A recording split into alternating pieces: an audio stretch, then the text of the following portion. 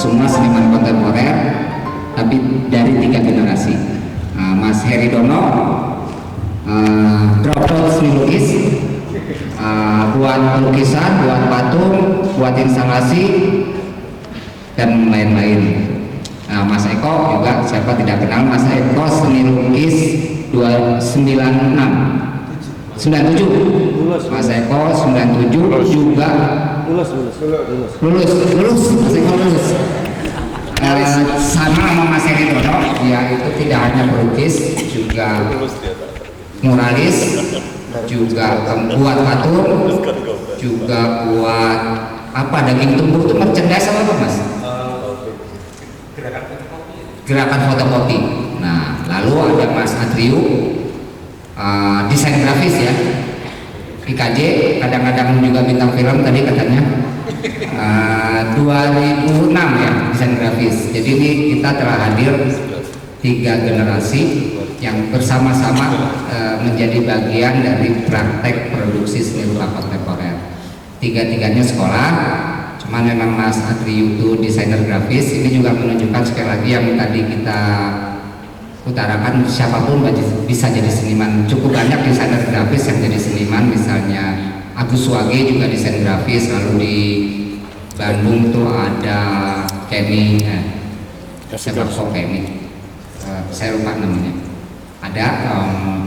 Jadi kita berharap nanti teman-teman ini bisa kemudian menceritakan perjalanan keseniannya, bagaimana kemudian sukses menjadi seniman dalam praktek produksi seni rupa kontemporer. Yang kita pengen dengar tuh gini, pengalaman sekolahnya, lalu kemudian bagaimana bisa masuk ke dalam medan seni, apakah bertemu dengan agensi, dengan art dealer, dan bagaimana perjalanannya, dan apa yang kemudian menjadi kesulitan atau kesenangan atau harapannya juga gitu. Nah, kita mulai dari yang muda dulu ya. Ya, jadi ini saya balik dari Mas Adri dulu, Mas Eko, dan Mas Heri Dono. Silakan Mas, 10 sampai 15 menit. Hai, terima kasih kesempatannya, terima kasih Pak, saya jadi bisa duduk di sini barengan sama legends. Masih deg-degan starstruck.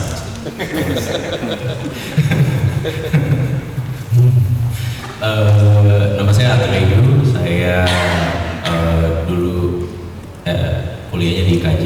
Saya nggak pernah jadi desainer grafis sebenarnya, karena saya seneng emang gambar. Jadi habis lulus pekerjaan saya tuh justru dulu ilustrator. Jadi tapi ilustrator tuh apa ya? Ada sebenarnya kan ada banyak batasan visual yang harus dialami oleh ilustrator, kayak tolong ya gambarnya jangan disexualize gitu. Padahal saya cuma gambar cewek pakai rok pendek gitu. Jadi ada banyak batasan-batasannya yang saya nggak gitu ngerti. Terus waktu itu karena saya dari Jakarta, lapangan pekerjaannya sedikit, peminatnya banyak, kotanya keras, jadi saya nggak gitu tahan sama peer pressure, peer group yang bantai sana bantai sini gitu. Ya waktu itu akhirnya saya mau bikin asosiasi sendiri, tapi itu adalah sebuah cerita yang lain. Terus waktu itu saya maunya pokoknya gambar ini, pokoknya kerjaannya pokoknya gambar gitu. Tapi sambil gambar kan mesti cari duit, itu makanya main film, makanya saya motret juga kayak gitu-gitu. Terus saya hustling juga nih, tanya-tanya galeri gimana, karena kan dari Jakarta gambarnya, kalau pernah lihat gambar saya itu gambarnya anime gitu kan. Jadi dulu tough lah gitu untuk masuk ke seni rupa gitu. Ikutan pameran-pameran indie juga nggak pernah lolos gitu, dibilang ya gambar kayak gini nggak ada yang suka gitu-gitulah, panjang lah. Tapi kan kepala batu, jadi ya saya tetap aja usaha. Saya mikir kayak satu orang aja suka, kayaknya aman nih gitu, bisa gitu. Terus saya suka datang-datang ke Arab Jakarta gitu, bagi-bagi prints. Iya, karena juga cari duit kan. Jadi kayak ini saya kan seniman dari Jakarta gitu segala macam. Akhirnya yang menurut saya jackpot, karena yang akhirnya respon pertama kali oh iya gitu. Jadi dari semua galeri saya dapat yang ada Robby Dwi-nya waktu itu, jadi saya pikir oh jackpot gitu. Abis ini semuanya asik dan ya abis ini semuanya asik. Thank you Pak. Terus udah saya Februari kemarin habis pameran tunggal di housingnya Sasanti di Tirto Liburan. Saya ada presentasi tunggal lagi habis ini di Korea bulan September. Terus ya saya lagi duduk bareng sama bos-bos ini hari ini. Dulu cuma ada di buku harian. Masih malam ini tulis lagi buku hariannya. Begitu Pak Sunjo. Oke, nanti bisa disambung lagi ya. Silakan Mas Eko. Nah sebelumnya gini ya, ini saya mau utarakan 3 seniman ini menarik ya. 3-tiganya cukup sukses dalam profesi sebagai seniman ya, artinya diterima pasar dengan baik. Walaupun tentu saja Mas Heridono perjalanannya cukup panjang. Mas Heridono ini salah satu seniman Indonesia yang paling banyak ikut bienal. Jadi kalau dilihat bienalnya banyaknya minta ampun. Nah, Atriu ini baru mulai. Nah, Mas Eko termasuk juga. Nah, cuman yang menarik 3-tiganya ini sudah tampil dalam medan, dalam tanda kutip medan pasar ya. Cuman saya mau katakan gini. Jadi ini sering jadi diskusi. Saya sering bilang gini. Di bidang pasar seni rupa bahwa karyanya dikomodifikasi itu tidak kemudian menghilangkan nilai-nilainya yang lain. Satu, jadi bahwa misalnya Mas Heridono dipamerin di Pak Oyi atau Mas Eko sering sekali juga pameran sampai di Paris, walaupun karyanya itu menjadi komoditas selalu dikomplement sama tulisan wacana. Dan saya juga sering bilang di Indonesia itu produsen wacana paling banyak itu adalah galeri private, galeri komersil. Jadi tapi mungkin penting juga yang sekarang nih cerita-cerita tentang yang tadi kan Mas Adri udah dengan market, nanti juga Mas Eko mungkin cerita gimana sih Louis Vuitton tertarik kayak gitu. Nanti gimana tuh, gimana dari mulai mural sampai kemudian scarfnya Louis Vuitton baik sama patungnya. Silakan Mas. Terima kasih Mas. Selamat sore. Jadi langsung aja. Jadi saya memang lulusan dari ISI. Saya kuliah di sini itu masuk tahun 97. 1 tahun di Gampingan, terus baru dapat 1 tahun pindah ke sini. Jadi saya mengalami 1 tahun di Gampingan, terus 98 itu boyongan, banyak boyongan tapi nggak banyak kuliah gitu. Tapi juga 98 itu seangkatan saya malas banget kuliah di sini. Karena gedung baru, habitatnya belum jadi, terus nggak enak panas gitu, nggak seminggu sekarang. Terus akhirnya kita sering boikot kuliah, terus kita nongkrong aja di Gampingan gitu waktu itu. Karena generasi saya adalah generasi harus pindah transisi, dan ini menjadikan hal yang mengganggu di proses saya waktu itu. Tapi pada akhirnya proses kuliah di Sewon buat saya lancar. Artinya ya saya sempat hampir dapat 2 kali surat DO, tapi akhirnya saya bisa menyelesaikannya. Alhamdulillah. Saya mulai dari seni rupa. Perjalanan saya adalah daging tubuh kumik. Jadi sebenarnya karena kenapa daging tubuh kumik? Waktu itu Jogja itu dikuasai oleh senior untuk ruang-ruang alternatifnya kayak Bentara Budaya, kayak Taman Budaya. Karena waktu itu galeri juga belum begitu banyak. Ada galeri yang saya sering datang karena ini menarik, Cemeti Ados waktu itu.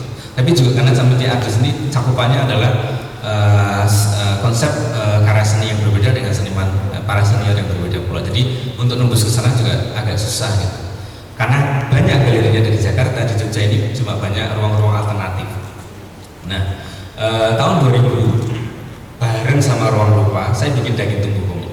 Ruang Rupa kayaknya waktu itu bikin Ruang Rupa, kalau nggak salah tahunnya sama, tahun 2000. Dan saya bikin gerakan fotokopi itu. Kenapa?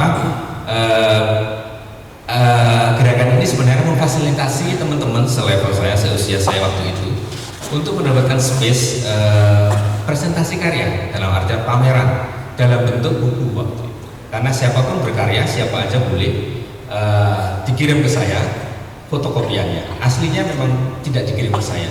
Dari fotokopian itu saya reproduksi lagi dengan fotokopian. Terus berbentuk buku. Ruangan itu buku sebenarnya yang saya ciptakan, bukan ruangan-ruangan yang vacuum.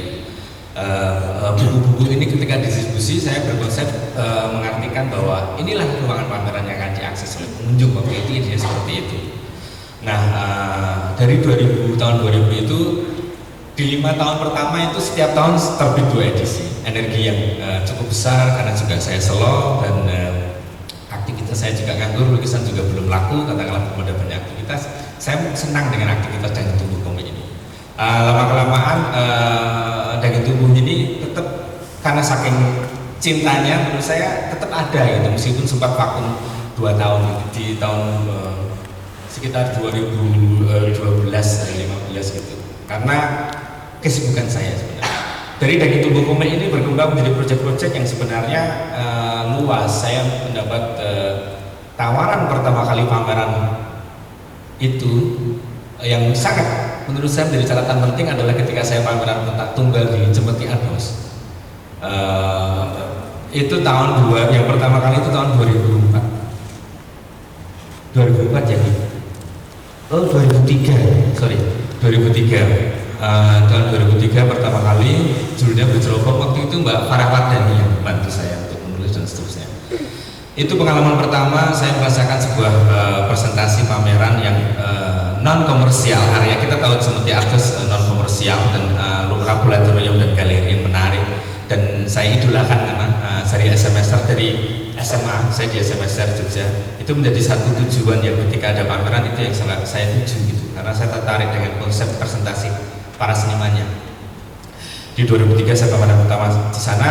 Setelah itu dari pameran itu ada beberapa proyek yang juga berkembang dari institusi tersebut. Saya rasa seniman yang bersentuhan dengan institusi itu pasti akan memiliki link-link yang akan berkembang dari sana. Bisa jadi seperti itu. Tapi sekali seniman keluar, artinya dia akan menemukan linknya ya. Itu pandangan saya. Saya terbukti bahwa Cemeti ini memberikan ruang yang luas buat saya, kebebasan saya berekspresi, dan saya bertemu dengan beberapa proyek akhirnya dari mulai Binale, Trinale, Residensi dan seterusnya. Titiknya di 2004 itu pertama kali saya proyek di Fukuoka waktu itu, kemudian nyambung ke Berlin dan seterusnya. Dari proyek di Cemeti itu banyak hal yang masih saya kembangkan karena kesukaan saya adalah sesuatu yang berhubungan dengan publik kayak Daging Tumbuh Komik tadi. Dan kebetulan di tahun 2000 saya lupa, Apotek Komik mulai booming. Apotek Komik memulai proyeknya di tembok-tembok kota. Saya bergabung dengan Mas Samuel dan teman-teman dan Pak Bambang Toko dan seterusnya. Saya terlibat di proyek Apotek Komik pertama kali, tembok Apotek Komik yang rumahnya Mas Samuel yang di Nagan Tengah kalau nggak salah itu. Itu tembok pertama kali yang saya coba tawarkan menjadi sebuah kanvas besar. Meskipun sebelumnya memang ya secara vandal saya gambar-gambar kecil-kecil, tapi memang tidak nyaman karena hit and run, nanti gambar terus lari gitu. Jadi kayak ya capek aja, kadang saya nempel stiker dan seterusnya. Tapi untuk waktu dengan Apotek Komik ini menjadi proyek yang luar biasa karena interaksi saya dengan publik, gambarnya siang hari dan diperbolehkan gambar. Dari sinilah sebenarnya muncul banyak proyek yang saya kembangkan menjadi lebih kepada bentuk komunitas. Dan di tahun berikutnya saya mengembangkan karya dengan bordir. Itu juga berbasic dari komunitas community project itu, seperti Daging Tumbuh Komik di Jogja banyak tukang fotokopi dan tukang painting. Yang sekarang mungkin sudah jarang ya, susah karena orang semua sudah pegang gadget, informasi ada di situ semua. Tapi kalau dulu kita ingin mendapatkan buku yang bagus, kita harus punya link teman yang punya bajakannya, dan bajakannya di Jogja itu pasti bagus karena tempat fotokopinya banyak, paintingnya bagus, covernya bisa mirip. Nah disinilah yang saya kembangin buat Daging Tumbuh. Makanya ketika dengan tim bordir itu sebenarnya juga tahun 2007-2008 saya tertarik karena waktu itu memang eksperimen. Saya tertarik untuk mengembangkan hal-hal yang simpel di sekitar, berkarya dengan hal-hal yang saya jumpai di yang kebanyakan di satu tempat. Misalnya di Jogja ini ada banyak tempat bordir waktu itu, tapi di tahun 2010-2009 tukang bordir ini mulai tereduksi oleh bordir komputer.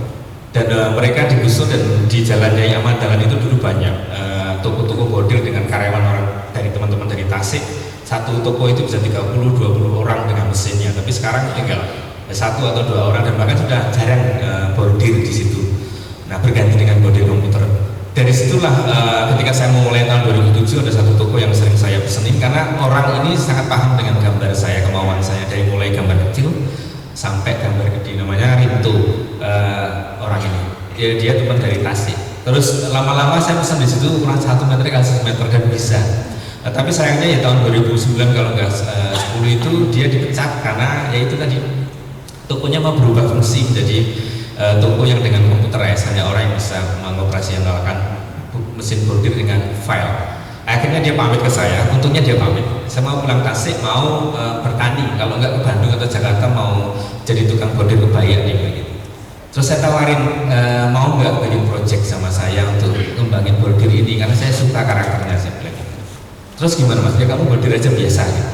Akhirnya saya beli beberapa mesin dari toko-toko yang tempat Rinto kerja dan juga sekitarnya karena memang mereka sudah mau jual kan nggak digunakan lagi. Saya beli di situ aja dapat 4, terus saya kontrak rumah dan Rinto di situ mulai untuk project bordir dengan saya dan dia panggil adiknya dan seterusnya. Sampai sekarang kita ada 6 orang di studio bordir yang related family gitu, jadi dari Tasik semua. Dari project bordir ini sebenarnya membuka mata saya tentang banyak hal bahwa seniman ini juga bisa berinteraksi lebih luas baik idenya kepada masyarakat, tidak melulu tentang sharing profit tetapi bagaimana bisa diwujudkan bersama. Makanya kemudian ada wayang bocor yang saya bikin, kemudian ada DGTMB project desain dan merchandising, kemudian ada art class kecil yang saya bikin tahun 2015. Bagaimana saya merasakan seni rupa menjadi manfaat yang luar biasa. Saya breakdown dari sebuah kurikulum, saya bekerja sama dengan teman-teman dari UNY, dari ISI untuk memberikan metode pengajarannya. Jadi sampai sekarang kita di Arpas itu ada sekitar 10 orang, di DGTMB itu ada 5 orang, di bordir itu ada 6 orang. Ini berkembang begitu saja, tidak pernah saya rencanakan. Tapi saya berprinsip bahwa senang itu larangan negara, saya selalu bilang seperti itu. Bahkan saya memulai kesenian ini karena saya suka dan cinta. Jadi saya mengembangkannya dari situ. Dan saya bahkan sempat mengabaikan hal-hal apa yang saya bikin ini, apa ini keseniannya. Saya nggak peduli pada akhirnya. Pada akhirnya yang saya lakukan ketika saya senang, bahagia, itu terapi buat saya. Karena kesenian ini sudah memberikan banyak hal buat saya. Makanya saya ingin kembalikan dalam metode yang lebih luas lagi.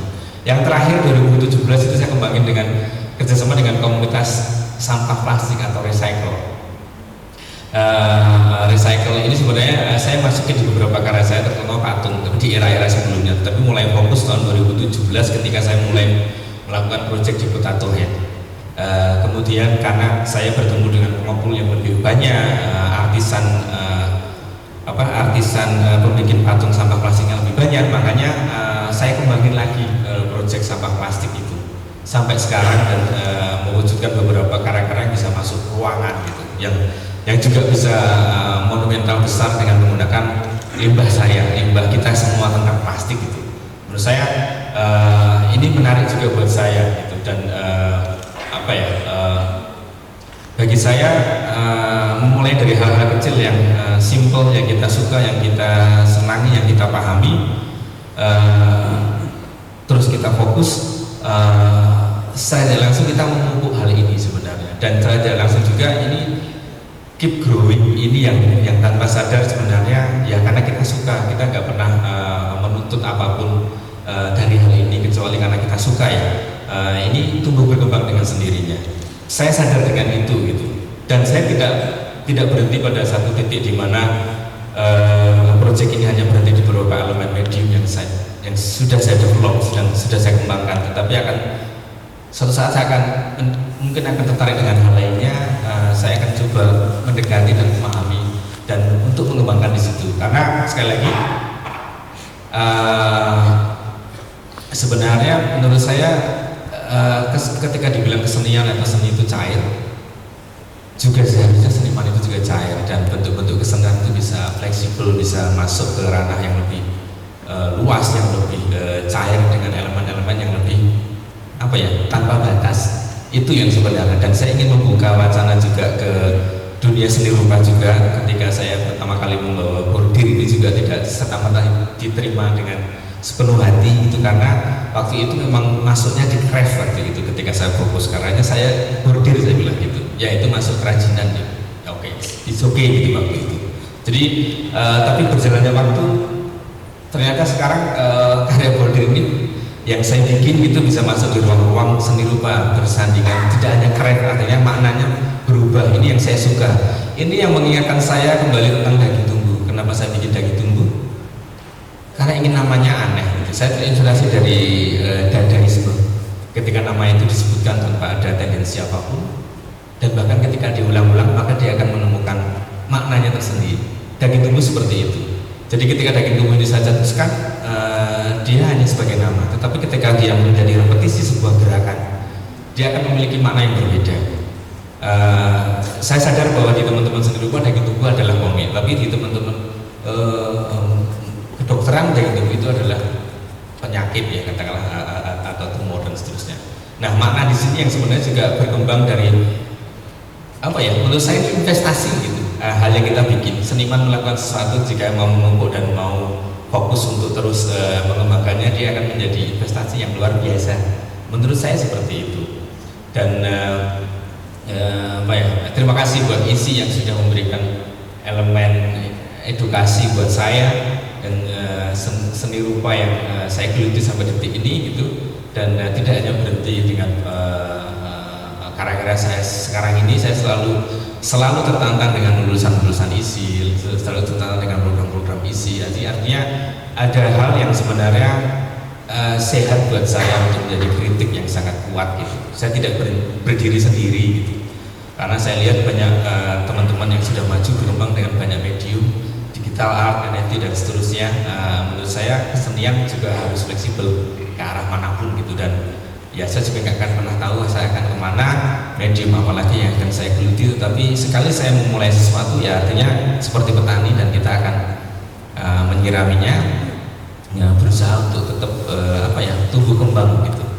Konsepnya di situ aja. Jadi saya tidak pernah membuat rumit apa yang saya bikin gitu. Jadi saya tertarik dengan hal-hal dan konsep dan tema yang selalu saya bangun berakar dari kritik atau sosial. Ketertarikan saya di generasi saya adalah generasi yang transisi antara saya mengalami 98, meskipun saya tidak mengalami hal-hal sebelum 98, artinya beda generasi dengan Mas Ridono, artinya peristiwa Orde Baru itu tidak saya rasakan sama sekali secara kuat ya. Artinya tetap ya, saya takut bicara tentang PKI atau 65, iya waktu itu SMP sama SMA. Tetapi ketika 98 itu menjadi gerakan yang luar biasa, saya menjadi bagian itu yang mengubah perspektif saya tentang kritis. Karena saya mau nggak mau waktu itu saya di satu kelas itu digeret Mas Nugroho untuk demo waktu itu.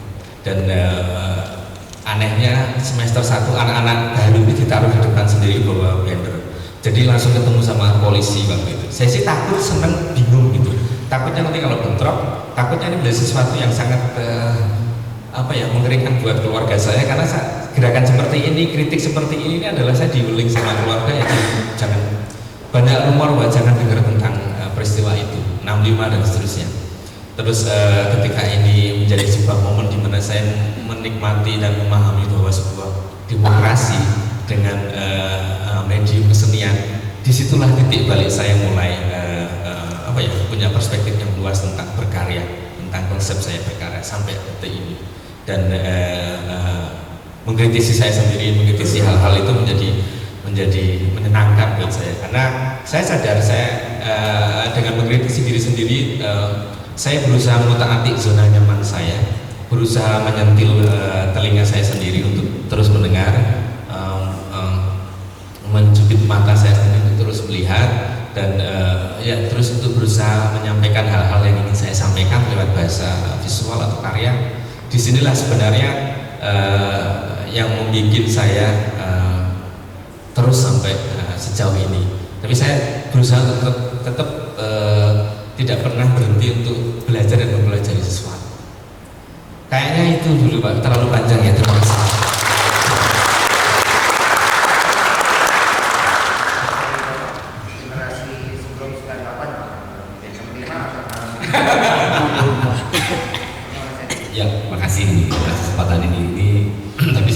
terlalu panjang supaya kita lebih interaksi, mungkin lebih interaktif untuk tanya jawab ya. Karena mungkin sudah banyak tahu orang apa tentang saya atau tentang karya saya gitu. Jadi umur 15 tahun saya nonton pameran gerakan sastra baru di Taman Ismail Marzuki gitu ya. Nonton pertunjukan Westendra itu yang apa yang sangat politis ya, Sekda gitu. Terus lihat karya-karya Putu Wijaya dan teater mandiri dan lain-lain. Jadi tim itu banyak interdisiplin, hanya seni rupa tapi juga seni pertunjukan dan lain-lain gitu. Jadi waktu saya kuliah di ASRI, waktu itu STSRI ASRI, saya bilang sama Pak Fajar sendiri, Pak saya ini seniman yang mau kuliah seni, saya bilang gitu. Ketawa Pak Fajar sendiri, Pak Nyoman Gunarso gitu. Kamu seniman, lu mau belajar seni? Ya kan ini supaya memperpendek studi saya kalau saya belajar otodidak. Karena rumusan-rumusan itu mungkin lebih banyak informasinya di kampus daripada saya harus cari sendiri gitu ya. Nah itu apa, walaupun ininya pendek, tapi saya sampai 7 tahun, sampai 14 semester kuliahnya itu. Karena Pak Fajar juga waktu itu bilang kalau saya nanti pensiun saya akan ngomong sama siapa di Kauman, karena itu perkampungan yang sangat Islam ya, dan dia sulit untuk nanti kalau pensiun ngobrol sama siapa, jadi dia khawatir juga kalau pensiun nggak bisa diskusi seni gitu. Nah saya sebagai mahasiswanya kan juga, wah kalau gitu ya lama-lama aja kuliahnya gitu supaya saya bisa bertemu komunitas di kampus ya. Nah saya ambil jurusan seni lukis waktu itu, dan saya memperlakukan seni lukis sebagai media catatan visual. Jadi Mas Warno juga tahu tuh waktu pameran sketsa itu ada apa, saya ikut pameran itu di kampus, dan di situ ada sketsa dibagi dua ya, sketsa sebagai sketsa dan satu sketsa sebagai rancangan gitu. Jadi saya korelasikan dengan komik Coki Pelukis Cepat ya, itu ada satu majalah anak-anak, majalah Hai kalau misalnya di belakangnya ada Coki Pelukis Cepat. Jadi dia kayak Doraemon, dia bisa lari kemana dia gambar, dia buat pintu, dia bisa lari ke pintu itu dan lain-lain. Jadi waktu saya mau, dalam waktu saya kuliah itu saya pengen juga keluar negeri ya. Jadi gimana saya keluar negeri bisa berkomunikasi tapi dengan bahasa visual gitu. Jadi kalau saya ke Jepang tuh misalnya mau makan sup, saya bikin mangkok kasih ke orang di restoran itu, oh ini maksudnya mau makan sop gitu ya, atau bikin ikan sakana gitu, oh ikan gitu. Jadi pergi-pergi ke luar negeri itu saya udah pikir-pikir pakai bahasa visual saya bisa komunikasi sama siapa saja gitu. Tapi pada tahun 84 saya nonaktif dan saya kuliah di Akademi Bahasa Asing di Jakarta gitu, karena banyak literasi yang ada di kampus saya cuma lihat gambarnya gitu. Kebetulan dosen-dosen saya juga referensinya gambarnya juga, jadi nah ini artinya apa? Saya juga nggak tahu ini bahasa Inggris kayak gitu. Wah, setelah saya kuliah di ABA 1 tahun itu di Kebon Sirih, terus saya mulai ke perpustakaan baca tuh Yuamiro gimana, Paul Guli segala itu, Paul Gauguin segala itu saya pelajari kontennya gitu, kontennya. Jadi apa namanya, saya pelajari tentang Vincent van Gogh yang perjalanannya, kemudian Pablo Picasso gitu ya. Jadi banyak seniman-seniman dalam sejarah itu ketika di negaranya tidak tidak diakui dan tidak dihormati, ketika berada di luar negeri mereka justru ketika dihormati di luar negeri, di negaranya mereka baru diterima gitu. Wah saya pengen juga nih kayak gini gitu ya.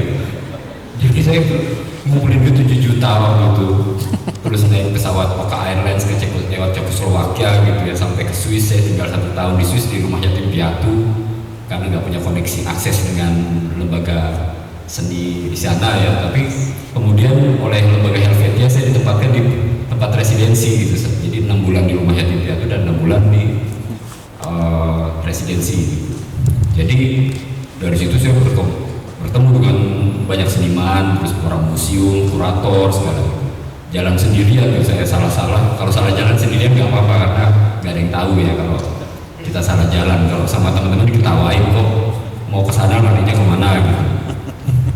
Jadi dari Berlin saya mau ke Munchen, tahu-tahu munculnya keretanya ke Stuttgart. Tahu-tahu di Stuttgart, jadi saya mau ke Munchen padahal janjiannya di Munchen, tapi kan nggak ada yang tahu. Jadi di luar negeri banyak salah jalan, saya eksplorasinya seperti itu sampai akhirnya udah biasa gitu, udah biasa salah gitu ya. Kalau tersesatnya malam hari pas musim dingin itu yang susah. Jadi harus ke stasiun kereta nunggu sampai besok paginya gitu karena di luar dingin gitu ya. Jadi itu dulu dari saya supaya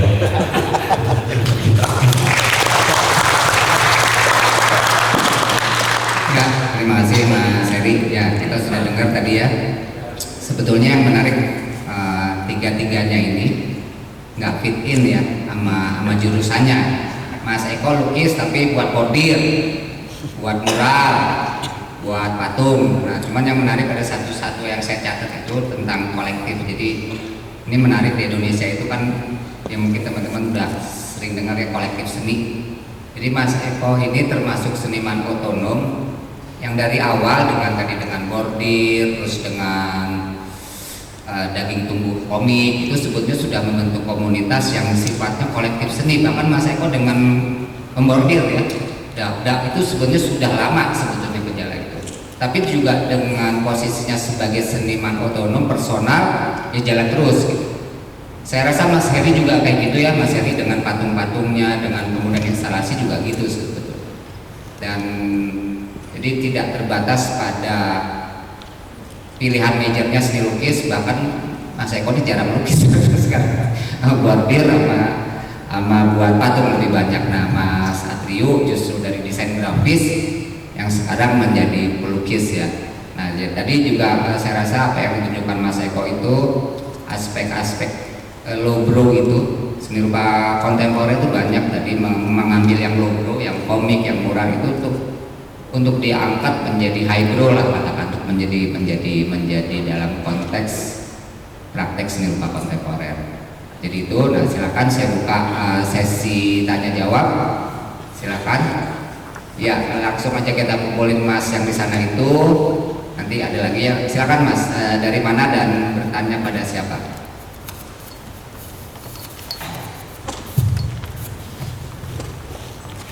Oke, terima kasih. Nama saya Bulin. Saya dari kebetulan Pasar Sarjana ISI Jogja, muridnya Pak Eri sama Pak Wan. Saya dari Malang. Pertanyaannya buat Mas Atri karena dari dulu pengen ngobrol sih soalnya. Terus ya merasa seumuran kira-kira. Kalau sama senior bapak awalnya pengen saling. Nah, jadi gini Mas Atri, saya cukup mengikuti perjalanan Mas Atri. Saya juga punya background yang agak rujak, jadi dari desain produk, furniture, videografi, ilustrasi yang saya mulai dari 2010 sampai sekarang. Nah, yang saya tanyakan ke Mas Atri ini, saya mungkin apa yang nggak tadi. Jadi dari dunia ilustrasi masuk ke seni rupa, gitu kan Mas. Jadi saya juga mengalami seperti itu. Jadi ibaratnya itu mungkin ini perumpamaan yang Mas Atri aja yang tahu ya. Jadi kayak orang berenang di Grand Line. Kita lihat seniman-seniman besar tuh kayak Yoko. Terus kita mau jadi bajak laut aja susah, berenang aja belum bisa, apalagi bikin kapal kan begitu. Nah ini yang saya tanyakan ya. Ketika Mas Atri berusaha untuk terjun ke situ, tolong jangan dijawab dengan yang gambar aja ya. Mungkin ada jawaban lain.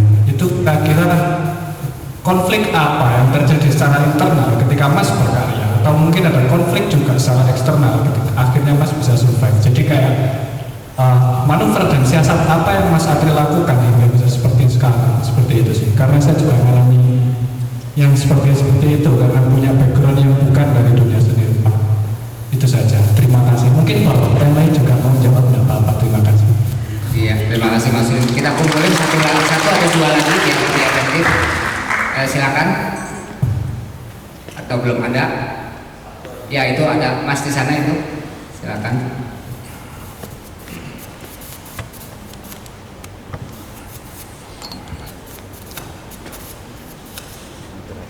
Monggo Mas.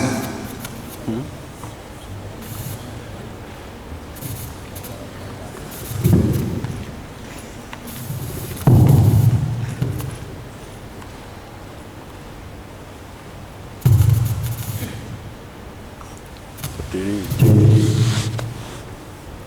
Suruh berdiri. Udah bunyi kok.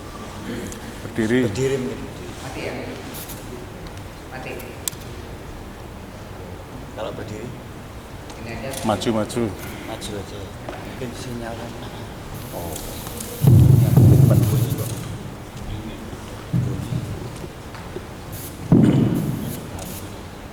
Cetak gitu kok. Ya, terima kasih. Selamat sore kawan-kawan. Nama saya Yuda. Saya dari Pasca Sarjana ISI.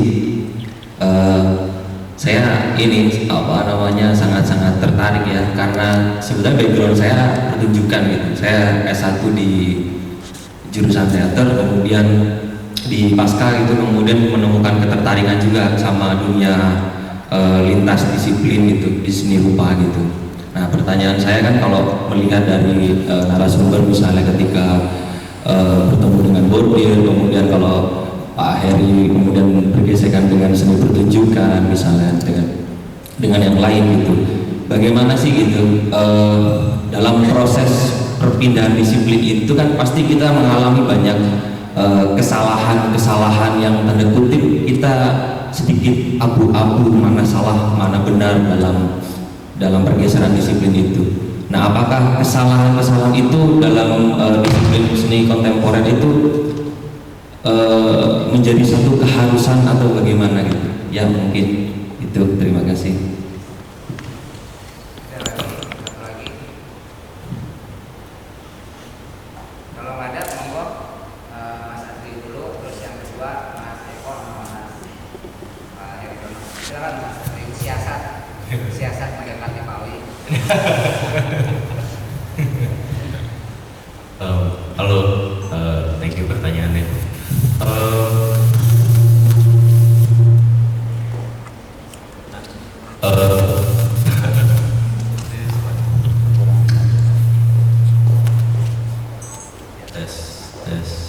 Tes. Oke. Kalau siasat saya tuh apa ya? Sebenarnya dasarnya tuh yang paling penting buat saya pribadi ya adalah kita tuh tahu kita maunya kemana, kita tahu kita maunya kayak apa. Kalau dulu dosen saya namanya dulu Universitas Sinaga itu bilang kita mesti mau sesuatu yang bisa kita bayangin, karena dari situ kita kemudian mau lagi sesuatu yang kita bayangin di depannya. Karena kalau misalnya sekarang kita bayangin apa yang ada di puncak Everest, kita mungkin nggak kebayang, tapi kalau kita udah pernah naik Bromo dulu, kita tahu nih, oh bakal sedingin apa, bakal apa gitu. Karena yang saya pelajari banget waktu saya kuliah dulu adalah, tapi ini buat saya ya Pak, buat saya tuh kuliah di kelas tuh nggak ada gunanya dulu. Pelajaran yang jauh lebih berguna itu adalah saat kami itu ngobrol sama dosen kalau di kampus saya dulu namanya warku gitu. Jadi sebenarnya tuh informasi yang kita dapat di kelas adalah informasi yang mungkin sedikit out of date ya, karena yang namanya kurikulum kan diperbaharuinya seberapa lama sih gitu. Tapi kan dosen-dosen kita tuh ngalamin spiritual asam garam di luar sana, dan biasanya mereka baru mau buka mulut tuh kalau misalnya udah jam kampus gitu. Kita udah selesai jam kampus kan mungkin nggak cukup dibayar ya sama kampus, jadi di luar tuh mereka baru kasih wacana lah. Nah, saya tuh belajar banyak dari dosen gitu. Saya waktu kuliah adalah orang yang nggak terlalu kumpul-kumpul sama teman-teman, karena menurut saya kalau kita satu angkatan, yang paling pintar di kelas kita aja tuh pasti bego. Jadi nanyanya sama dosen, jangan nanya sama teman gitu. Nah, jadi bagaimana hustling itu juga dulu tuh saya nanya sama dosen gitu. Apalagi saya kan kuliah di DKV, dan di DKV ada beberapa pelajaran-pelajaran yang menurut saya nggak didapat di seni murni. Misalnya gimana ngelobi orang, gimana sih caranya bikin bisnis deal, gimana sih caranya untuk punya apa ya, untuk bisa mimicking interest kalau kita lagi ngomong sama siapa. Nah itu karena kita sekarang lagi ngomongin ya strategi, saya kasih tahu strateginya nih, jadi mungkin agak sedikit membosankan. Jadi yang saya lakukan ke diri saya sendiri tuh waktu itu saya datang dari background keluarga yang kita bilangnya humble lah gitu, bukan dari keluarga yang ekonominya cukup dan apa. Tapi saya tahu nih kalau misalnya saya daripada dulu nih waktu saya masih umur 21, 22, yang saya pikirin adalah daripada saya deketin galeri, saya mendingan deketin calon kolektor. Dan saya udah tahu gambar saya kayak apa, dan itu menurut saya penting. Kita mesti tahu nih karya kita kayak apa, dan orang yang kayaknya bakal suka sama karya kita tuh kayak apa gitu. Jadi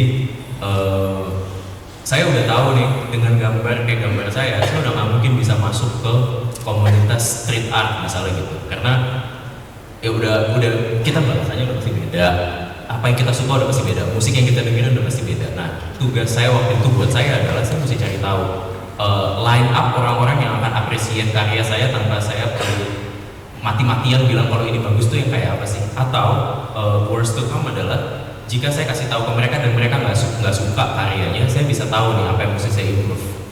Karena kalau misalnya saya kasih lihat gambar saya ke atlet basket, dia bakalan cuma kayak bro, gue nggak ngerti ini ginian gitu. Jadi ya nggak ada gunanya gitu. Jadi menurut saya tugas pertama dari kita untuk mencapai titik yang kita mau adalah satu, tahu dulu titiknya itu ada di mana. Dua, lihat medannya. Titiknya tuh ada di gurun, apa ada di gunung, apa ada di laut, apa ada di perkotaan. Nah, kota tuh lihat lagi tuh. Jadi kalau buat saya melihat dalam kaca yang sangat mikroskopik itu sangat penting, karena itu akan mempermudah kita kayak biologi lah gitu. Kalau misalnya kita lagi ingin menganalisa sesuatu dalam pembuatan bilangnya sinopsis dan segala macam, itu kan mesti sangat micro detail kan, sampai dapat titik akuratnya lalu bergeraklah ke arah sana gitu. Nah, itu nantinya kita nggak bakalan keganggu sama tren, kita nggak bakalan keganggu sama orang lagi bikin apa, kita nggak akan keganggu sama teman-teman yang lagi sukses di Biennale misalnya gitu. Karena menurut saya yang paling celaka adalah teman-teman yang sukses di Biennale misalnya lagi bikin instalasi pakai sepatu, lalu tiba-tiba kita bikinnya jadi sepatu-sepatuan gitu. Nah, menurut saya saat kita udah ngingkarin apa yang kita suka, kita udah gak bakalan maju. Itu sih. Semoga menjawab.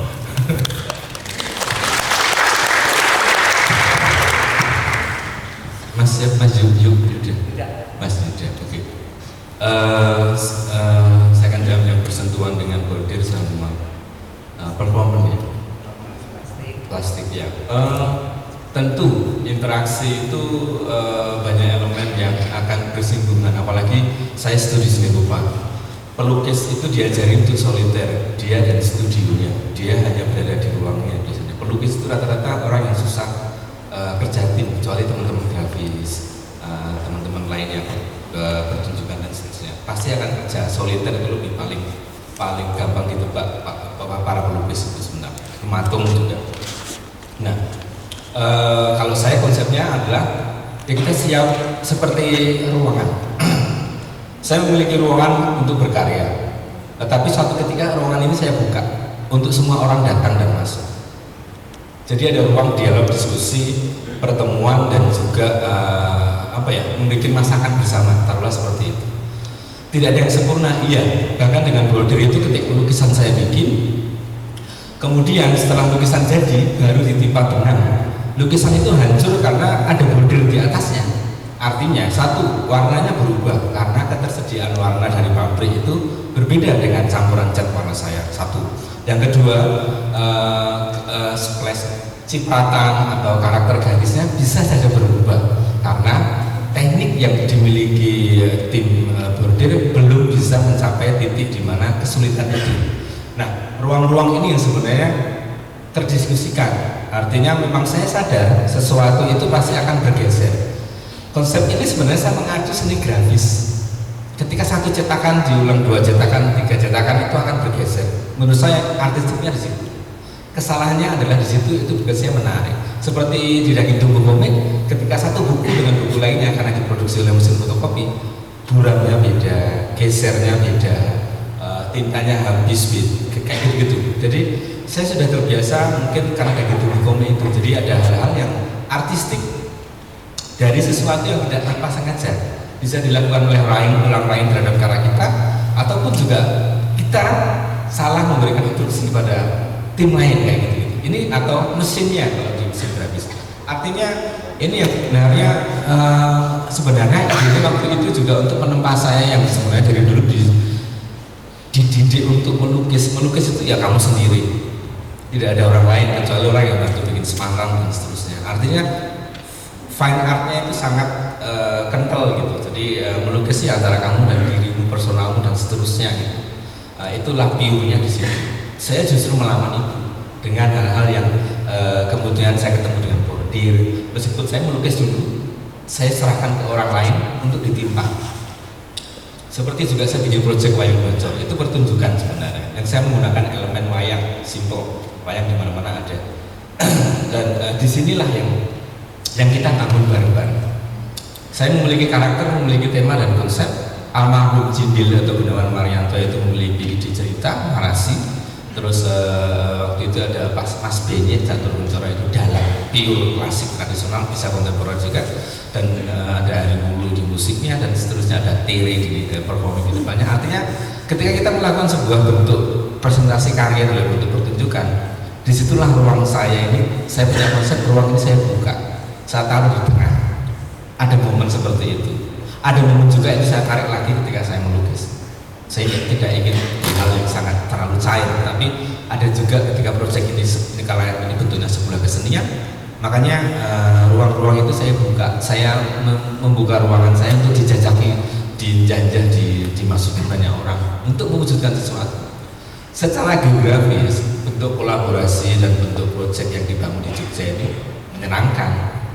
Banyak seniman, banyak elemen kesenian, banyak galeri kesenian, mudah bekerja sama, banyak artisan, hal-hal yang berbau seni. Sebenarnya kalau kita mau lintas disiplin di Jogja itu tempatnya sebenarnya. Dan kita hanya tinggal, yuk kita kolaborasi yuk. Jadi besoknya jadi pertunjukan, besoknya jadi bordir, besoknya jadi patung sampah plastik misalnya gitu. Hal-hal seperti ini sebenarnya menguntungkan secara apa ya? Secara geografis untuk seniman tinggal di Jogja. Makanya elemennya mendukung gitu. Kita tidak bisa membandingkan di Jakarta atau Bandung, akan sangat susah sekali. Makanya saya salut teman-teman yang ada di Jakarta, di Bandung itu sebenarnya untuk membuat sebuah proyek yang basicnya adalah lintas disiplin, artisan, kolaboratif secara instan dan masif, banyak susah. Iya. Nah, itu kerumitan tersendiri masing-masing. Tetapi Jakarta banyak kolektor. Jadi kalau mau mendekati untuk distribusi karya ya Jakarta bagus. Kita masih ada Pak Oi di sini, bisa didekati itu. Nah, yang masih aktif kali ini, yang masih aktif di Jogja ya. Karena ini yang pemetaan yang sebenarnya seperti bilang Mas Ate tadi. Jadi artinya secara geografis kita memahami di mana medan kita. Itu saya setuju.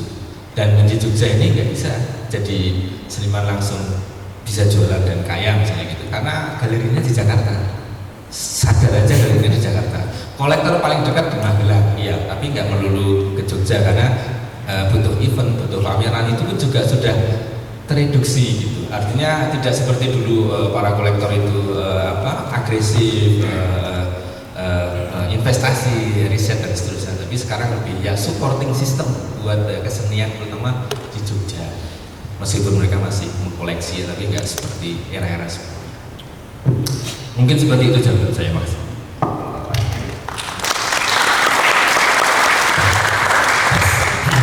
Ya, terima kasih. Ini studio saya namanya studio kalahan ya. Jadi kita ingin tidak menang, ingin kalah. Dan kesalahan itu penting gitu ya. Selama itu kita sadari sebagai salah. Kadang-kadang kita tuh salah tapi nggak sadar kalau ternyata kita anggap itu benar dan kita bertahan bertahun-tahun, baru menyesalnya setelah puluhan tahun. Wah, kenapa saya nggak berubah? Kenapa saya nggak melakukan disruption waktu itu ya? Nah, disruption itu penting ya untuk melihat kesalahan itu sebagai blessing ya, sebagai sesuatu keberkahan gitu. Jadi ketidaksempurnaan gitu ya, kegagalan tuh menarik ya dalam eksplorasi seni gitu. Jadi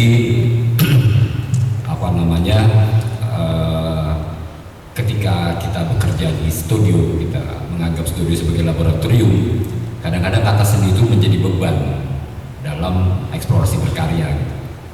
Jadi kalau kita menganggap diri kita seniman, kita berkarya tanpa ada kata seni, bukan berkarya seni, berkarya aja. Kalau kita yakin ini akan dipamerkan di satu art space atau galeri, itu pasti akan dibicarakan sebagai karya seni.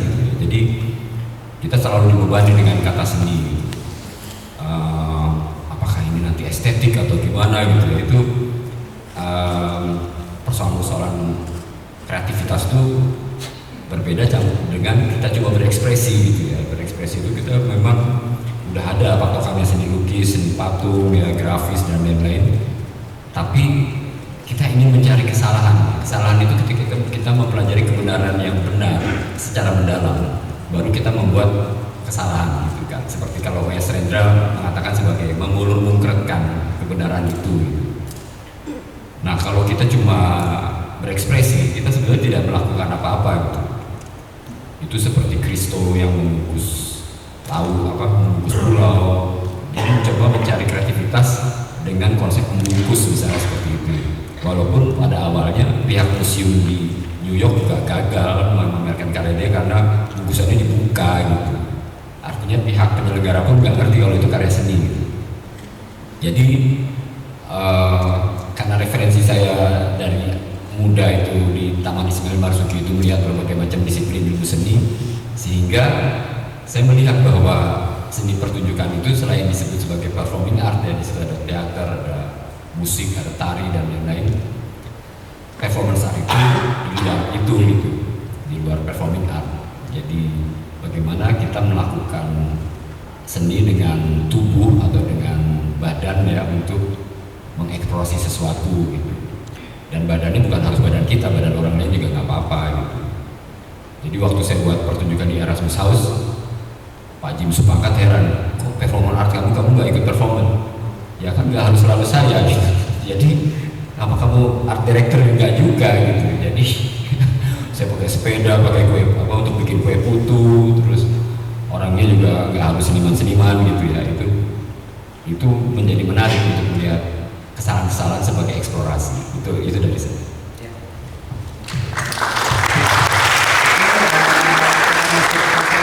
Sekitar 15 menit, silakan. Ya, itu ada dua, ada Mbak, ada Mas, silakan. Oh, ada 3 Mbak, silakan, menarik.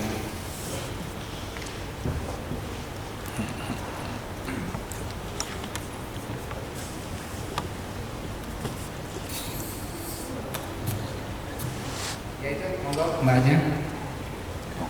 Yang itu Mas. Mau pakai?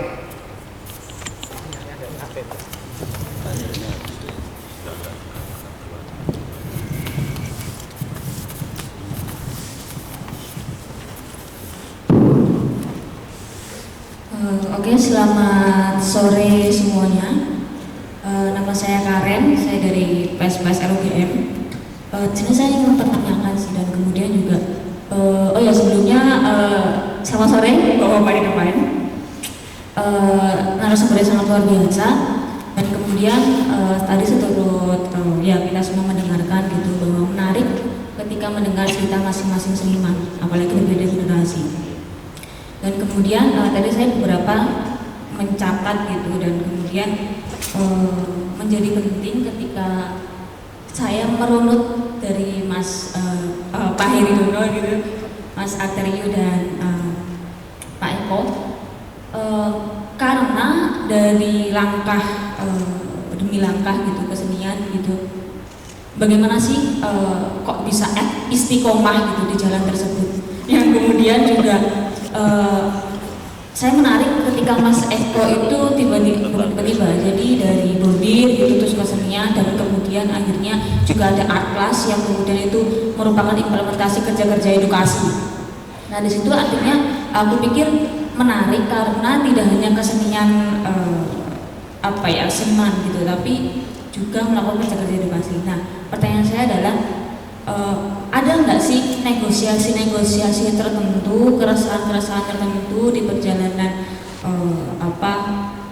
Mas dan Bapak di depan gitu, sehingga akhirnya kok art class dan kemudian bidikannya adalah anak-anak, keresahan macam apa sih gitu.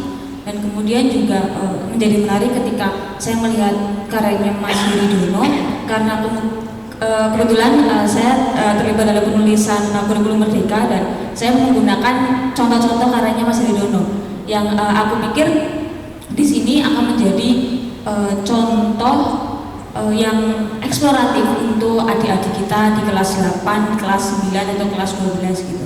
Nah di situ mungkin saya kepingin pertanyakan negosiasi apa sih di perjalanan kesenian gitu. Dan akhirnya kok saya melompat ke sini atau saya berkembang ke sini, terus dari kesenian yang saya masih meragukan kata murni gitu, yang akhirnya ke edukasi gitu. Apa sih keresahan apa sih gitu yang Mas Eko mungkin bisa share ke kita gitu, dan akhirnya jadi Eko Atlas. Terima kasih.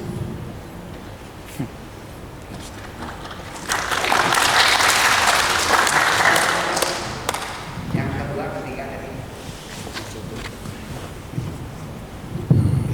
Selamat sore untuk semuanya, untuk semua pembicara. Terima kasih kesempatannya. Saya mengenalkan, saya Dida Rizky dari Universitas Erlangga, Surabaya, tapi sekarang lagi berdomisili di Sleman. Saya ingin bertanya terutama ke Mas Heridono sama Mas Eko Nugroho, karena ada dari karya-karya yang saya ikuti, walaupun saya newbie, saya pengikut seniman newbie, tapi saya tertarik karena dalam beberapa studi saya melihat bahwa seniman itu tercerai-berai pasca 1945. Bagaimana kekerasan kebudayaan dan sebagainya, sehingga antara sipil, seniman dengan politik akhirnya terpisah. Namun ini yang saya lihat ya, seni kontemporer akhirnya seperti yang mas-mas produksi, mas-mas buat, ternyata cukup memprovokasi. Di studi saya terutama studi politik, isu-isu itu ternyata sudah berkembang di sipil, masyarakat sipil hari ini. Yang ingin saya tanyakan, apakah memang benar seniman-seniman terutama Mas Heridono dengan segala pengalaman terutama pricing dari Orde Baru dan Mas Eko Nugroho transisi hingga mungkin euforia demokrasi yang saya lihat di dalam karya-karya Mas, apakah isu sosial politik itu menjadi idealisme atau bahkan menjadi ideologi bagi karya-karya Mas ini? Karena saya punya bayangan itu apakah nantinya yang saya lihat, apakah masyarakat kita akan tertolong dengan provokasi karya-karya Mas untuk menyadarkan bahwa kita sedang tidak baik-baik saja dan sebagainya. Seperti itu. Terima kasih.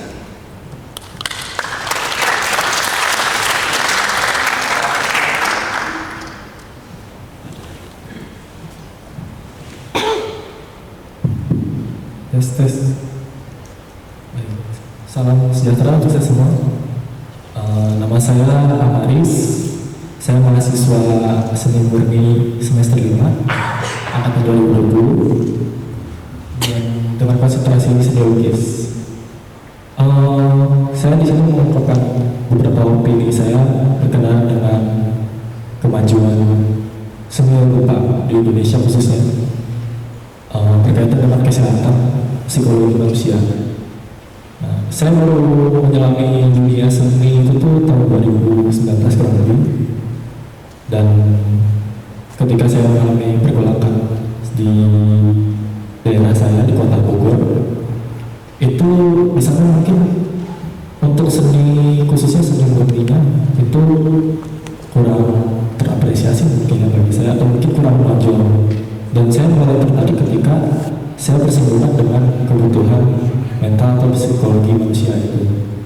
Dan ketika saya sedikit membaca literatur, memang kebutuhan psikologi manusia itu salah satunya disokong oleh terapi yang berupa seni rupa itu sendiri, itu salah satunya. Dan mungkin seni-seni lain seperti seni pertunjukan, musik atau semacamnya. Dan untuk saya pribadi, seni rupa, lukis khususnya adalah metode yang menjadi terapi paling efektif untuk saya pribadi untuk tentang stabil gitu dalam keseharian saya di kota yang mana tuntutannya mungkin bertolak belakang dengan gaya saya keseharian gitu.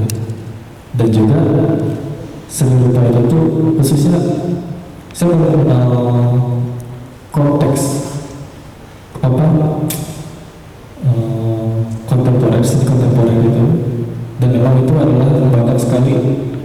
refleksi-refleksi yang aplikatif dalam kehidupan kita. Dan itu juga langkah yang cukup efektif bagi kita masyarakat Indonesia untuk saling support satu sama lain melalui media seni. Terima kasih.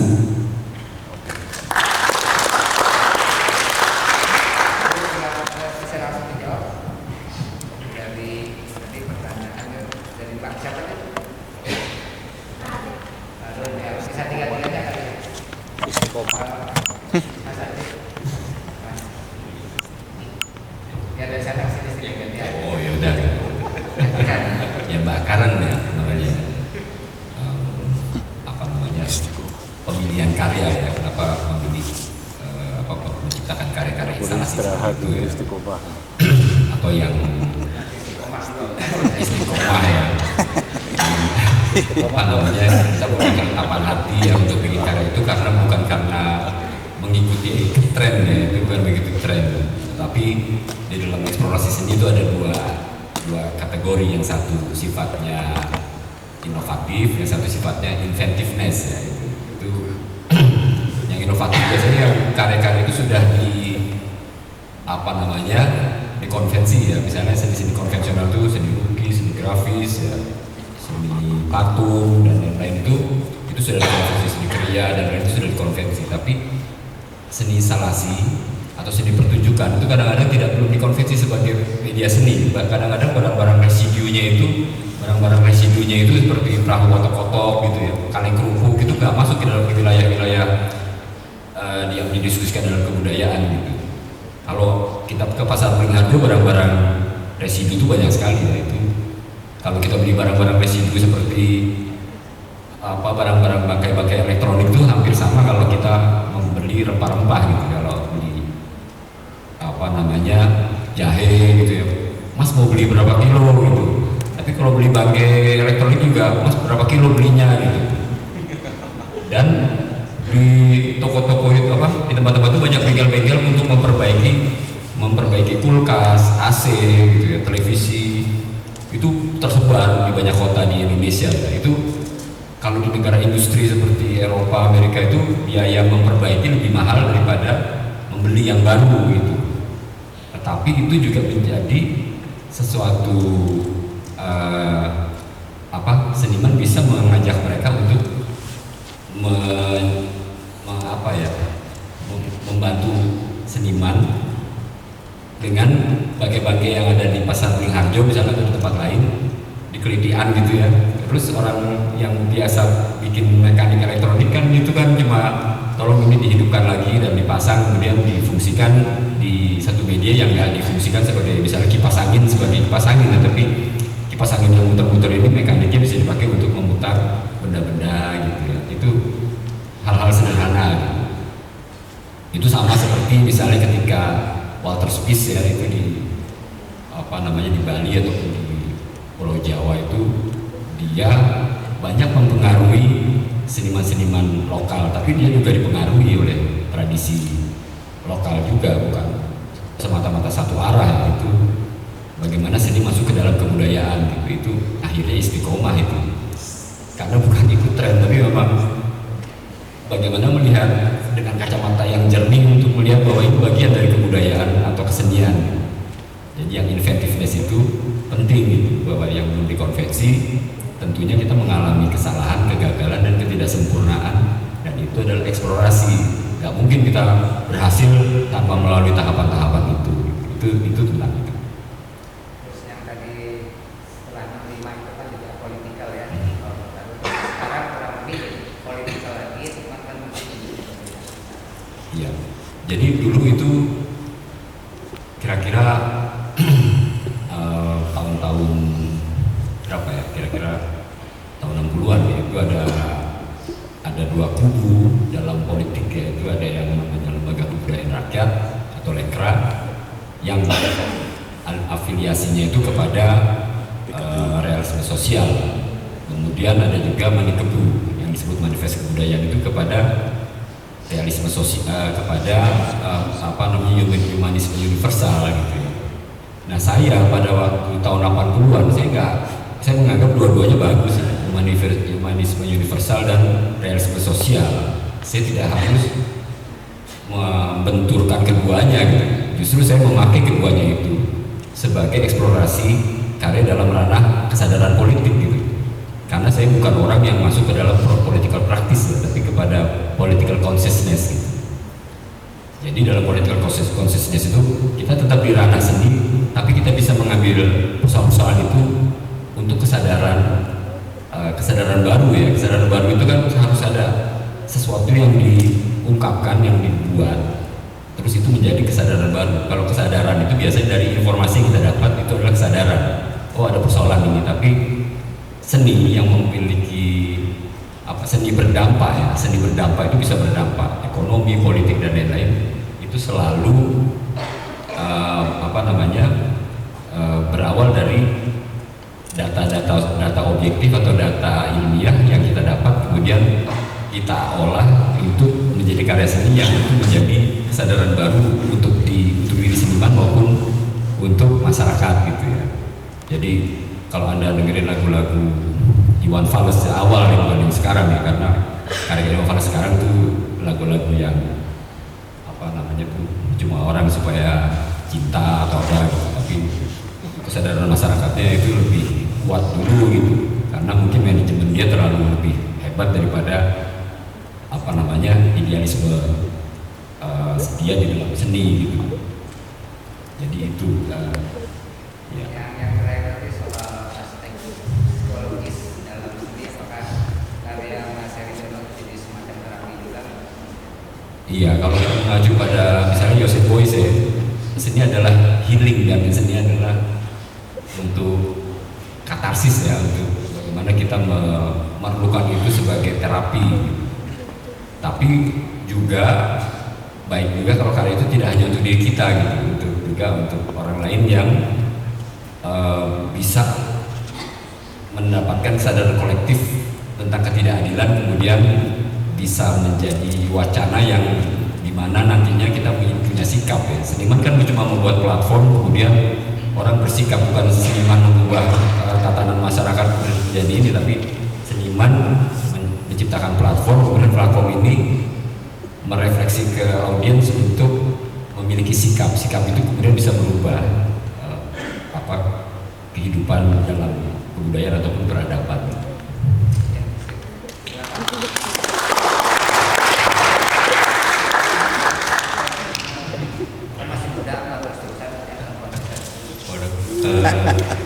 Istiqomah. Sudah berapa lama sih kalau boleh dibilang kalau masuk ke dalam seni secara komersial itu saya 2018 beberapa OYM. Jadi kalau 3 tahun ya. Iya, tapi kalau berusaha untuk survive dalam skenanya sebenarnya dari SMA di 2005, 2006 kayak gitu. Istiqomah. Saya tuh selalu merasa bahwa baiknya kita jangan pernah mematok kita tuh siapa dan apa gitu, karena kalau misalnya bilang saya, orang banyak yang bilang pelukis watercolor gitu, terus kayak ya sekarang lagi pakai watercolor, saya tertarik banget sama bordir gitu, kenapa enggak gitu. Jadi ya buat saya kadang tuh kita jangan terlalu cepat untuk melabel bahwa kita tuh apa gitu. Yang paling penting tahu maunya apa gitu, karena mau itu kan pasti berubah-berubah kan. Kayak hari ini mau makan ketoprak, besok mau makan gudeg gitu, tapi kita pasti makan gitu. Jadi hari ini mau pergi ke barat untuk makan ketoprak, besok mau ke utara buat makan gudeg. Jadi kita selalu punya perjalanan yang menyenangkan. Jadi yang istiqomah menurut saya paling penting adalah komitmen sama diri sendiri. Gitu sih Pak. Jadi apa lagi pertanyaannya?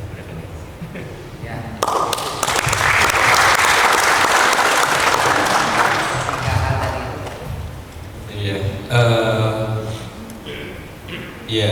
Iya istiqomah, iya Pak. Iya.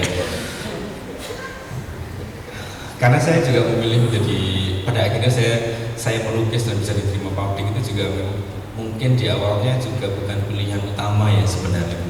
Dulu cita-cita saya pilot gitu. Jadi maaf agak berbeda gitu. Saya sekali pesawat sampai yang jadi pilot. Dari dulu sampai SMP. Tapi SMA besar karena masuk seni rupa ya pada akhirnya saya suka gambar. Saya karena begini, pilihan kenapa menjadi seniman dan pelukis pada akhirnya seperti istiqomah tadi, saya sebenarnya tidak memutuskan itu kecuali waktu itu memang menjadi seniman itu, apalagi di Jogja itu berat karena lulusan dari ISI itu berdomisili di Jogja terus berkarya. Event pameran itu banyak banget dan kesempatan untuk muncul itu pertarungannya lebih berat karena Jogja ini laboratorium seninya yang mungkin bisa dibilang termasuk keras ya. Waktu itu perspektif saya seperti itu. Jadi saya mulai merasakan bahwa seni rupa atau melukis itu menjadi profesi saya atau sesuatu yang bisa memberikan feedback ke saya adalah tahun 2004. Meskipun tahun 97 saya pernah laku lukisan, tapi waktu itu saya masih SMA semester baru 1, tapi jedanya di 2007. Tapi itu saya belum memutuskan bahwa saya akan menjadi seniman. 97 baru 10 tahun kemudian 2007 mulai ada respon. Tetapi setelah 97 itu kita tidak ada pikiran untuk menjadi seniman. Saya ingin jadi pengrajin waktu itu karena saya sudah menikah, punya anak, dan saya harus realistis mengerjakan hal-hal yang sifatnya profit. Artinya ya ada tanggung jawab yang harus saya tanggung, harus saya bawa. Waktu itu nggak pernah pengen jadi seniman, tapi saya melukis. Iya, ada waktu-waktu luang yang saya sertakan di situ. Tetapi entah kenapa ada banyak kesempatan di Jogja, ada tawaran, ada presentasi yang jelas saya memiliki karya. Disitulah titiknya. Jadi saya bisa presentasi pameran, tapi saya juga bisa kerja. Artinya kerja untuk diri saya sendiri. Saya bikin kerajinan, saya store ke toko pengrajin gitu sebelum bom Bali ya, karena setelah bom Bali itu kerajinan di Jogja hancur. Jadi saya termasuk terkena itu. Pada akhirnya saya harus fokus melukis setelah bom Bali itu. Di era inilah sebenarnya di 2007 itulah saya bisa merasakan bahwa proyek melukis ini bisa jadi saya siasati. Dari situlah mungkin yang dibilang istiqomah untuk memilih itu ya. Karena selain bahwa ini memberikan feedback yang luar biasa buat saya, ini juga healing. Artinya melukis itu terapi yang kuat buat saya, terapi yang sangat penting buat saya. Dan itulah menjadi kegelisahan saya bahwa saya mendapatkan manfaat yang luar biasa dari apa yang saya pelajari. Ini seni rupa ini tidak hanya memberikan ilmu, tapi juga memberikan nafkah, kalau seperti itu. Dan saya ingin memberikan feedback kembali itu lewat itu, bahwa apa yang saya rasakan saya bikin arpas. Saya bikin edukasi kecil yang memang saya mulai untuk anak-anak dulu, karena anak-anak ini adalah medan yang sangat luar biasa terbuka, cair, dan dia paling lembut untuk dimasuki banyak hal. Dan ketika seni rupa masuk di situ, dia akan lebih banyak bermain. Oke, banyak kita bilang bahwa ada lukisan dengan gaya fantasi. Itu orang dewasa yang meng-create fantasi. Tetapi anak-anak memiliki fantasi, dia tidak meng-create fantasi. Ini yang beda, ini yang penting. Anak-anak di usia 3 tahun sampai 5 tahun dia memiliki fantasi sebelum dia bersentuhan dengan sekolah reguler. Itulah yang sebenarnya harusnya kita sadar, kita eksplorasi dan kita tunjukkan bahwa fantasi anak-anak itu luar biasa. Karena dengan berkesenian bagi saya itu menjadi terapi yang menyenangkan tadi. Kalau ini bisa menjadi ajang bermain, anak-anak tentunya bisa lebih bermain dengan seni rupa. Makanya arpas ini sifatnya kayak diisi. Ada media seni rupa yang disediakan dari mulai bikin patung dengan skala kecil ya, clay, terus bikin animasi simple, terus bikin kolase dan seterusnya. Sebenarnya metodenya adalah metode yang saya pelajari di sini. Tetapi perjalanannya saya memang dari dulu tertarik untuk workshop sharing edukasi lewat bahasa seni rupa. Jadi itu yang saya bangun, yang saya coba develop untuk menjadi sekolah kecil ini. Dan perjalanannya panjang dari pengalaman residensi, saya menemukan banyak informasi. Baru 2014 saya berani bikin tim kecil, belum ada sekolahnya, belum ada tempatnya, tapi ada tim kecil yang saya mendistribusi ide saya, yang pada akhirnya menjadi kurikulum kecil. Itu untuk level sebenarnya rata. Jadi pada akhirnya kita memiliki kelas dari basic, advanced, terus berikutnya vision. Jadi sebenarnya di kelas vision ini juga memfasilitasi kayak gini. Ada dulu mungkin kita pernah menyukai seni atau melukis, tetapi seiring dengan kesibukan bekerja itu tidak bisa dilakukan. Tapi ketika dia sudah pensiun atau selesai itu ingin dikembalikan. Nah, ada kelas seperti itu. Ataupun in between bekerja, dia ingin healing dengan menggambar atau melukis. Artinya, dan juga ada juga mahasiswa yang ingin mengembangkan karyanya menjadi seniman profesional. Jadi artinya mentoring, brainstorming, diskusi dan metode kemana arah mereka yang ada di kelas vision ini kita bangun. Kalau untuk anak-anak play with art, terutama visual, apapun itu selama dia bisa mengekspresikan dirinya lewat karya seni, di situ sebenarnya yang kita ajak bangun. Karena lama-kelamaan dari sinilah kita tahu psikologi anak. Sebenarnya kalau di atas itu dia hanya anak dengan karya dan guru, tetapi di 10 kali pertemuan itu ada satu psikolog yang nantinya akan berdiskusi tentang karyanya dan psikologi si anak ini untuk orang tuanya. Karena berkarya ini tidak serta-merta hanya anak dan karyanya, tetapi juga anak, karyanya dan komunikasi ke orang tua. Ini yang bikin kita jembatan. Karena sifat seperti ini sebenarnya itu ada di dunia seni rupa. Cuma ya penggalian seperti ini yang mungkin belum banyak kita tahu. Tapi karena saya sudah mendapatkan manfaatnya, makanya metode ini yang ingin saya sampaikan untuk saya wujudkan dalam bentuk kelas kecil. Memang belum besar, masih art class namanya kelas. Itu pun kita diminta untuk beberapa tempat untuk dibuka. Tapi memang ini laboratorium kecil saya tentang anak-anak, art dan edukasi, terutama untuk anak-anak dan bagaimana kesenian bisa membangun psikologi yang berbeda, narasi yang berbeda dari kejiwaan para siswa. Itu yang penting. Kegelisahannya iya, waktu itu ya pada akhirnya saya merasa saya punya feedback, punya manfaat seni rupa, saya punya kegelisahan untuk membaginya, makanya saya bikin atlas. Itu ya. Terus untuk yang kritik tadi, bahasanya apa? Yang kedua tadi? Political ya. Saya berada di generasi setelah Mas Heri Dono. Saya tentu tidak banyak mengalami di mana operasi Orde Baru itu terjadi, mengalami banget gitu. Tapi artinya saya bisa melihat kacamata secara dari orang tua, dari aktivitas senior waktu di SMSR, itu juga diisi bahwa kritik yang dibangun itu ada tujuan yang jelas dan menurut saya itu saya kagum karena Orde Baru masih berkuasa dan mereka bikin karya yang sangat luar biasa, berani waktu itu. Saya aja takut, beresiko sekali waktu itu, sangat beresiko sekali.